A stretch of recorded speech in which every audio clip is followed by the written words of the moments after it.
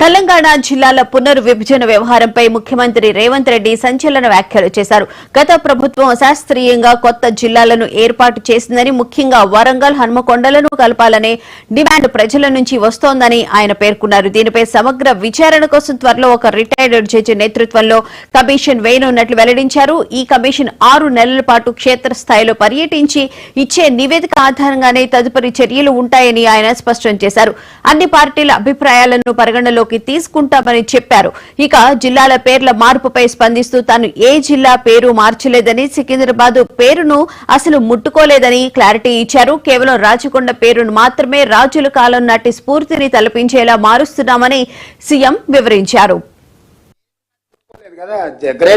హైదరాబాద్ పేరు నేను పెట్టింది కాదు, మేడ్చల్ మల్కాజ్గిరి పేరు నేను పెట్టింది కాదు, సైబరాబాద్ నేను పెట్టింది కాదు. ఈ 3 పేర్లు కాదు ఇప్పుడు నిన్న వచ్చిన మున్సిపల్ పోలీస్ కమిషనరేట్లు వచ్చినాయి. రంగారెడ్డి జిల్లా యాస్టీజ్ అంతకు ముందే ఉంది, భువనగిరి అంతకు ముందే ఉంది, సంగారెడ్డి అంతకు ముందే ఉంది. వాటినే పోలీస్ కమిషనరేట్లు ఏరియాలు సరిహద్దులు అడ్జస్ట్మెంట్ చేసినాం. క్రైమ్, డెవలప్మెంట్ వీటన్నిటిని ఒక దృష్టిలో పెట్టుకొని ఉతగానే సికింద్రాబాద్ మీద కక్ష కట్టి సికింద్రాబాద్ ను మొత్తం మాయం చేస్తున్నాను. అసలు సికింద్రాబాద్ పేరు ఉన్నదేడా, నేను తీసిందేడా? హైదరాబాద్ సికింద్రాబాద్ జంట నగరాలు హైదరాబాద్ మున్సిపల్ కార్పొరేషన్ లో, గ్రేటర్ హైదరాబాద్ మున్సిపల్ కార్పొరేషన్ లో యాస్టీస్ ఉన్నాయి. హైదరాబాద్ డిస్టిక్ లోనే సికింద్రాబాద్ ప్రాంతం కూడా ఉంది. నేనేం దాన్ని ముట్టుకోలేదు కదా.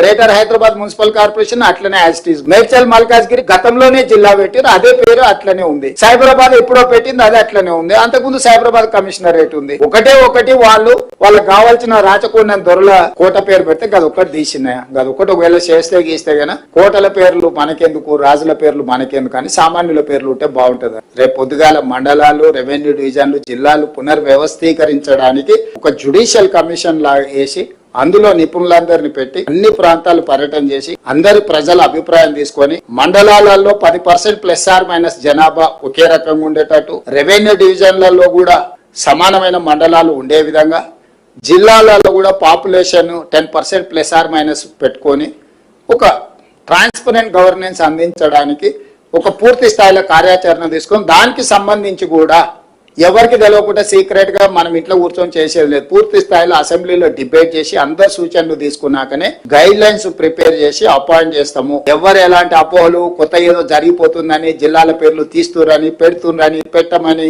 తీయండి అని ఇవన్నీ వదిలే. రేపు బడ్జెట్ సమావేశంలో వీటన్నిటి మీద కూలంకషంగా అన్ని రాజకీయ పార్టీలు చర్చించి విధి విధానాలు పోలవరం నల్లమల సాగర్ లింక్ ప్రాజెక్టుపై తెలంగాణ అభ్యంతరం